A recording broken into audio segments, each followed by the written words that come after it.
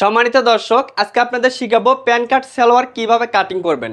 কতটুকু পরিমাণ বডি হলে কতটুকু হাই নেবেন এবং কত ইঞ্চি বডি হলে কতটুকু লুজ নেবেন এবং নিচে কতটুকু বাড়তি কাপড় রাখবেন, রাবার ভাঙার জন্য কতটুকু নেবেন এবং কতটুকু কাপড় নিতে হবে, এই সকল বিষয় এই সালোয়ার কাটিংয়ের মধ্যে আপনাদের সহজ করে বুঝিয়ে দিব, যাতে করে আপনি প্রত্যেকটা বডি অনুযায়ী এই প্যান কার্ড সালোয়ার কাটিং এবং সেলাইটা শিখতে পারেন। এখানে দেখেন ৪৫ ইঞ্চি লম্বা, তার মানে ২ গজ ৪ গিরা পরিমাণ কাপড় নিছি ২ হাত বহরের।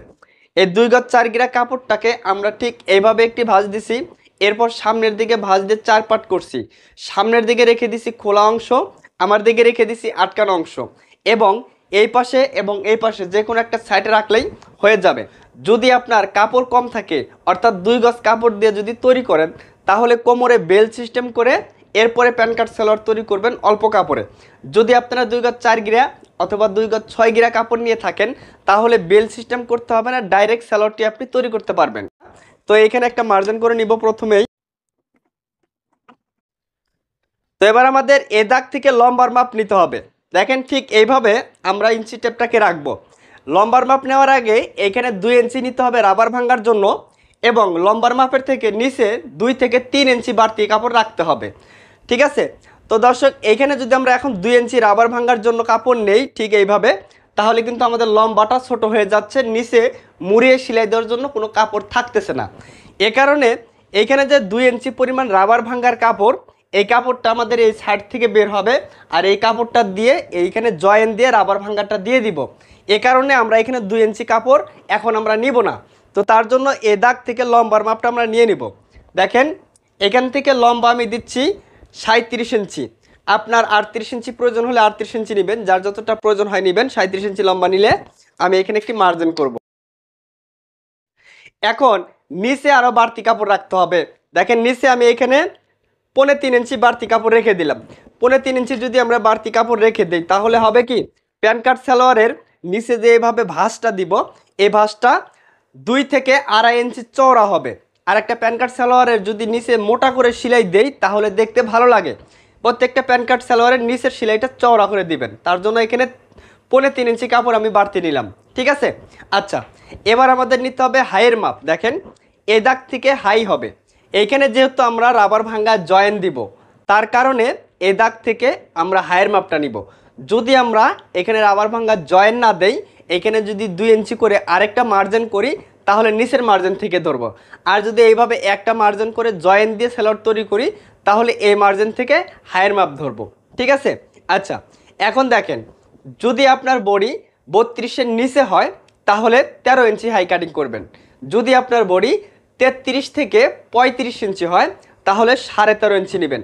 যার জন্য তৈরি করতেছি তার বডি ৩৫, তার জন্য এখানে ১৩.৫ ইঞ্চি হাই নিলাম। আর যদি আপনার ৩৬ থেকে ৩৮ ইঞ্চি হয় বা ৪০ ইঞ্চি হয়, সেই ক্ষেত্রে ১৪ ইঞ্চি নেবেন। যদি ৪০ ইঞ্চির উপরে হয়, তাহলে আপনি ১৪.৫ অথবা ১৫ ইঞ্চি হাই নেবেন। যে নিয়মগুলো বললাম এইভাবে আপনি কাটিং করবেন, আশা করি হাইয়ের কোনো সমস্যা হবে না। তো ৩৪ ইঞ্চি বডির জন্য ১৩.৫ ইঞ্চি হাই নিয়ে এইখানে একটি মার্জিন করে নিব। এভাবে মার্জিন করার পর এখন এখান থেকে আমাদের লুসের মাপ নিতে হবে। এই লুসের মাপটা কার জন্য কতটুকু নেবেন, সহজ একটা নিয়ম আপনাদের শেয়ার করি। আপনি যার জন্য তৈরি করতেছেন তার পুরাতন কামিজের বডি যতটুকু হবে, সেই বডিকে ৪ ভাগ করে ১ ভাগ নেবেন। আমি আজকে যার জন্য তৈরি করতেছি তার পুরাতন কামিজের বডি ৩৫ ইঞ্চি। ৩৫কে ৪ ভাগ করলে ১ ভাগ হবে, ২ পয়েন্ট কম ৯ ইঞ্চি। আটকানো সাইড থেকে ২ পয়েন্ট কম ৯ ইঞ্চি এখানে নিয়ে নিব। নেওয়ার পর এখানে আমাদের লুজ দিতে হবে, এখানে লুজ দিতে হবে কাপড়টা। এখন সর্বনিম্ন ৫ ইঞ্চি লুজ দিবেন। ঠিক আছে? যদি আপনার এখানে কাপড় না থাকে বডি বেশি হওয়ার কারণে, সেই ক্ষেত্রে সর্বনিম্ন ৫ ইঞ্চি লুজ, আর সর্বোচ্চ আপনি ৯ বা ১০ ইঞ্চি পর্যন্ত দিতে পারেন। তো এখানে আমি আজকে ৩৫ ইঞ্চি বডির জন্য লুজ দিব ৭ ইঞ্চি পরিমাণ। দেখেন এখানে ৭ ইঞ্চি কাপড় আছে, সম্পূর্ণ কাপড়টা আমি লুজ দিয়ে দিলাম। তাহলে এখান থেকে মোট আমি ১৬ ইঞ্চি লুজটা দিয়ে দিলাম ৩৫ ইঞ্চি বডির জন্য। আপনার ৪০ ইঞ্চি বডি হলেও এই লুজে আপনি তৈরি করবেন, সমস্যা নাই। আচ্ছা, এখন এইখান থেকে ১.৫ ইঞ্চি একটা রাউন্ড শেপ করতে হবে। হ্যাঁ, এখানে গোল একটা শেপ হয় না, এই কারণে এই পাশ থেকে ১.৫ ইঞ্চিতে একটা চিহ্ন করব খোলা সাইড থেকে, আবার এখানেও ১.৫ ইঞ্চি নিয়ে চিহ্ন করব। ঠিক এইভাবে সোজা করে একটা মার্জিন টেনে দেব। এখন আসেন হাইয়ের যে রাউন্ড শেপটা, অনেকে বলেন যে হাই সেলাই করার পর এখানে টান ধরে থাকে, বা কাপড়টা কুচকিয়ে যায়, এখানে সুন্দর ফিনিশিং হয় না, তাদেরকে বলবো আপনি যদি এখানকার রাউন্ড শেপটা একটু ভিতর দিকে দেন তাহলে কিন্তু এই সমস্যাটা হবে। তো এখানকার রাউন্ড শেপটা দিবেন, আমি যেভাবে দিচ্ছি এইভাবে দেখেন, এইভাবে ধরে যদি আপনি রাউন্ড শেপটা দিতে পারেন তাহলে হাইট যখন জয়েন করবেন তখন খুব সুন্দর মিলে যাবে, এখানে টান ধরবে না এবং কি কাপড়টা কুচকে যাবে না যদি আপনি এইভাবে হাইটা কাটিং করতে পারেন। এখন আসেন, একটা প্যান কার্ড সালোয়ারের দুই পাশেই শেপ দিতে হয়, এই পাশেও একটা সেলাই হয়, এই পাশেও সেলাই হয়, এই পাশে সেলাই হয়ে চাপ সেলাই দিতে হয়, এজন্য দুই পাশ থেকে শেপ দিয়ে কাটিং করতে হবে। এই কারণে দেখেন প্রথমে আটকানো অংশ সাইড থেকে এইখান থেকে আমরা নিব 3.25 ইঞ্চি, অর্থাৎ 2 পয়েন্ট কম 3 ইঞ্চি, 2 পয়েন্ট কম 3 ইঞ্চি নেওয়ার পর এইখানকার দাগ আর এই যে এইখানে যে মার্জিনটা আছে এই মার্জিন অনুযায়ী একটা শেপ টেনে দিতে হবে। ঠিক এইভাবে একটি শেপ কাট নিব, শেপ কাটটাকে আমাদের এইভাবে ধরতে হবে, দেখেন রাউন্ড শেপটাকে এইভাবে ধরে এই পাশ থেকে শেপ করব। এইখানকার চিহ্ন আর এইখানকার চিহ্ন অনুযায়ী শেপ কাটটাকে এইভাবে ধরব, ধরার পর এইভাবে মার্জিনটা জাস্ট করে নিলেই হয়ে যাবে। দেখেন অনেকে কমেন্ট করেন যে প্যান কার্ড সালোয়ারের এই পাশে যে কাটিংটা হয় এই পাশের কাটিংটা কি একদম কোমর পর্যন্ত হয় নাকি এই পর্যন্ত হয়। আপনি কাটিং করবেন এইখান থেকে এই হাই পর্যন্ত এবং যখন সেলাই করবেন কোমর থেকে সেলাই ধরে একদম নিচ পর্যন্ত সেলাই যাবে এবং এখানে চাপ সেলাই দিবেন, তখনকার সেলাই একদম কোমর থেকে হবে, কিন্তু কাটিংটা এখান থেকে আমাদের করে নিতে হবে। আচ্ছা এবার আসেন, এইখান থেকে একটা হাইয়ের শেপ দিতে হয়, এই শেপটা এইখানে আমাদের মাপ নেওয়ার পরে এই শেপটা দিতে হবে। এখন এই যে পায়ের যে লুসের মাপটা, এই মাপটা আমরা কিভাবে নিব, আপনি যার জন্য তৈরি করতেছেন সে কতটুকু পরিমাণ লুজ ব্যবহার করে বা আপনি কতটুকু লুজ ব্যবহার করেন সেই লুসের মাপটা এখানে নিয়ে নেবেন। এখন কথা হচ্ছে সর্বনিম্ন লুসের মাপের একটা হিসাব আছে বডি অনুযায়ী, যদি এখানে আপনি ফাড়া দেন, প্যান কার্ড সালোয়ারের কেউ কেউ এখানে ফাড়া দিয়ে এখানে শো বোতাম সেট করে, আবার কেউ এখানে ডাইরেক্ট সেলাই দিয়ে দেয়, কোনো প্রকার ফাড়া থাকে না। এখন যদি এখানে আপনি ফাড়া সিস্টেম করেন তাহলে আপনি সর্বনিম্ন 5.5 ইঞ্চি নেবেন, তাহলে পা ঢুকবে। আর যদি এখানে ডাইরেক্ট করেন ফাড়া সিস্টেম না দেন তাহলে আপনি সর্বনিম্ন 6 ইঞ্চি দিবেন, এই 6 ইঞ্চির নিচে আসলে কিন্তু পা ঢুকবে না। ঠিক আছে, তাহলে আমি এখানে ফাড়া দিব না, ডাইরেক্ট রাখবো, এই কারণে এই দাগ থেকে এখানে আমি 6 ইঞ্চি পায়ের মুখের মাপ নিলাম। এটা তো হচ্ছে আমাদের অরিজিনাল মাপ, এই মাপে আমাদের সেলাই করার পর থাকতে হবে। তাহলে সাইডে আমাদের বাড়তি কাপড় নিতে হবে, কারণ এই পাশে একটা সেলাই যাবে আবার এই পাশে সেলাই যাবে, সেলাই মার্জিন গেলে তো এখানে ছোট হয়ে যাবে, এই কারণে এ দাগ থেকে আরও 1 ইঞ্চি অথবা 1 ইঞ্চি 2 পয়েন্ট বাড়তি রাখবেন। এখানে একটু বাড়তি কাপড় রাখবেন, কারণ হচ্ছে যদি আপনার কখনো টাইট হয়ে যায় ভুলে ক্রমে তাহলে আপনি এখান থেকে লুজ করে নিতে পারবেন, যদি বাড়তি কাপড় না রাখেন তাহলে তো লুজ করতে পারবেন না। এই কারণে বাড়তি কাপড় আমি এখানে রেখে দিচ্ছি 2 ইঞ্চি 1 ইঞ্চি 2 পয়েন্ট, দেখেন 1 ইঞ্চি 2 পয়েন্ট বাড়তি কাপড় রাখলাম। এখন আসেন এইখানকার যে শেপটা, এই শেপটা দেওয়ার একটা নিয়ম আছে, মনে রাখবেন একটা প্যান কার্ড সালোয়ারের হাঁটুর নিচ থেকে ধরে সুন্দর ফিডিং হয়ে আসবে, নিচের দিকটা একদম চাপা থাকবে, তাহলে দেখতে ভালো লাগবে। কিন্তু হিপের এখানে যদি চাপা করেন তাহলে বসতে পারবেন না, হাঁটতে পারবেন না, টান ধরবে। এই জন্যে হাঁটুর উপরের থেকে লুজ রাখবেন, হাঁটুর নিচ থেকে ফিডিং করবেন। এখন আসেন এ দাগ থেকে এই যে প্রথমের যে অরিজিনাল যে চিহ্ন, এই চিহ্ন অনুযায়ী এইভাবে শেপ কাট দিয়ে শেপ দেব।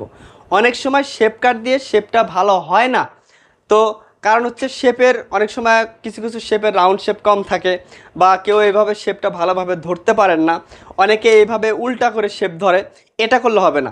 শেপটা ধরতে হবে আপনাদের এইভাবে, দেখেন আমি যেভাবে ধরতেছি এইভাবে দেখেন। প্রথমে আপনি এই মার্জিন থেকে এইভাবে একটি শেপ টেনে দিবেন, এই যে শেপটা দিলাম এই শেপে আমাদের সেলাই যাবে। এখন সাইডে যে বাড়তি কাপড় নিচ্ছি সেই বাড়তি কাপড় অনুযায়ী আরেকটা শেপ করতে হবে, দেখেন ঠিক এইভাবে। তাহলে দর্শক এখানে পাশাপাশি দুইটা মার্জিন করলাম, একটা মার্জিনে সেলাই যাবে আর একটা মার্জিনে বাড়তি কাপড় থাকবে, এইভাবে মার্জিন করে কাটিং করবেন। অনেক সময় এই জায়গাটা এইভাবে শেপ করার ফলে লুজ হয়, আপনি কাটিংটা সুন্দর করে নেবেন তাহলে হয়ে যাবে। এখন কথা হচ্ছে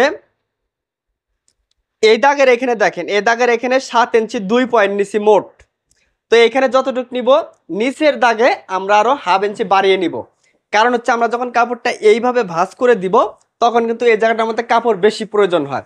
এই কারণে এই দাগ থেকে যতটুকু নিছি নিচের দাগ থেকে আরও হাফ ইঞ্চি বাড়িয়ে নিব, তাহলে এখানে আমি আরও হাফ ইঞ্চি বাড়িয়ে নিচ্ছি।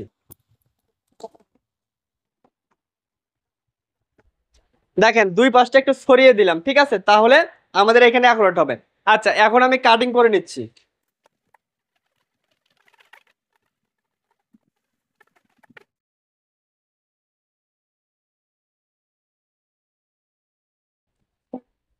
তাহলে দর্শক আমরা প্যান কার্ড সালোয়ারটা কাটিং করলাম। এই যে নিচের এখানে একটা চিহ্ন করতে হবে, আবার এই পাশে একটা চিহ্ন করতে হবে, আর এই কাপড়টা এইভাবে এখন যদি ভাঁজ করে দেই, দেখেন একদম মিলে গেছে। এখানে যদি সোজা রাখতাম তাহলে এখানে ছোট বড় হইতো, ঠিক আছে।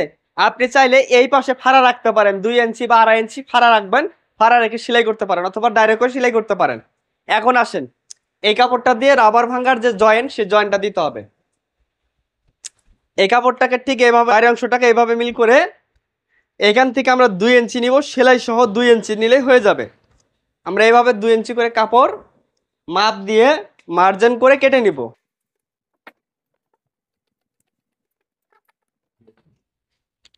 তো দর্শক দেখেন, এটা হচ্ছে রাবার ভাঙার জয়েন্ট। আমরা যখন রাবারটা সেট করব, এখানে জয়েন্ট দিয়ে আমরা সেট করব। তাহলে এখান থেকে আমাদের হাইয়ের মাপটা দেখেন অ্যাকুরেট থাকতেছে, লুসের মাপটা অ্যাকুরেট থাকতেছে, এবং লম্বার মাপটাও আমাদের অ্যাকুরেট থাকতেছে। তাহলে দর্শক ঠিক এইভাবে যদি আপনি একটা প্যান কার্ড সালোয়ার কাটিং করতে পারেন, আশা করি প্যান কার্ড সালোয়ারটা আপনি যে মাপে তৈরি করতেছেন ওই মাপের সাথে অ্যাকুরেট ফিনিশিং আসবে। তো দর্শক এইভাবে কাটিং করার পর আপনার কাছে যদি মনে হয় এইখানকার শেপটা ভালো হয় নাই বা এখানকার শেপটা সুন্দর করতে পারেন নাই প্রথমে, তাহলে আপনি আবার প্রয়োজনে এই পাশে ঘুরাবেন, এই পাশে ঘুরালে শেপটা ভালো আসে। এইখানে দেখেন এই জায়গাটা একটু আমার লুজ মনে হচ্ছে, এই জায়গাটা একটু লুজ মনে হচ্ছে, তার জন্য এইখান থেকে আমি আর একটু শেপ করে দিব। এইখান থেকে ধরে ভিতর দিকে আর একটু শেপ দিব, তাহলে দেখতে আরো ভালো লাগবে। দেখেন এবার কিন্তু শেপটা আরো বেশি সুন্দর হইলো। কারণ হচ্ছে কি, শেপ কাট দিয়ে সবসময় শেপ ভালো আসে না, শেপ কাট দিয়ে সবসময় ভালো শেপ আসে না। আপনাকে আইডিয়া করে চোখের আইডিয়া করে সুন্দর করে শেপটা করে নিতে হবে। যদি ভিডিওটা ভালো লাগে অবশ্যই লাইক কমেন্ট শেয়ার করে দিবেন। এটা সেলাই ভিডিও দেখতে চাইলে অবশ্যই কমেন্টে জানাবেন, তাহলে আপনাদের সেলাই ভিডিও দেখানোর চেষ্টা করব।